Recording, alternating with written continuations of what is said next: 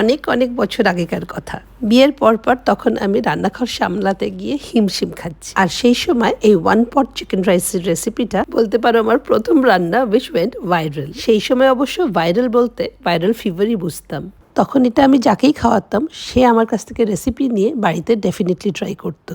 Beginners recipe হলেও আজও আমাদের বাড়িতে এটা হাই ডিম্যান্ডে। প্রথমে 1 ইঞ্চি মতন আদা, কয়েক কোয়া রসুন আর বেশ কয়েকটা কাঁচা লঙ্কা আর 2টো পেঁয়াজ চৌকো করে কেটে মিক্সিতে 2বার পালসে দিয়ে থেতো করে নেব। হাফ ক্রাশড হবে, খুব মিহি করে পেস্ট হবে না। এই পুরো জিনিসটা চিকেনে ম্যারিনেট করে রাখতে হবে আর তার সঙ্গে দিতে হবে নুন আর ফ্রেশলি ক্রাশড গোলমরিচ। গোবিন্দভোগ বা জিরা রাইস আগের থেকে ভিজিয়ে জল ঝরিয়ে রাখতে হবে। পুরো রান্নাটাই কিন্তু ঘিতে করতে হবে। প্রথমে ঘিয়ে চৌকো চৌকো করে কেটে রাখা আলুগুলোকে ভেজে দিতে হবে। তারপর ম্যারিনেটেড চিকেনটাকে একটু কষিয়ে অ্যাড করে দিতে হবে চালটা। যতটা চাল তার ডাবল জল আর একটা সিটি। মরিচ কাঁচা লঙ্কার ইউনিক ফ্লেভারে 1 পট ইজ রেডি।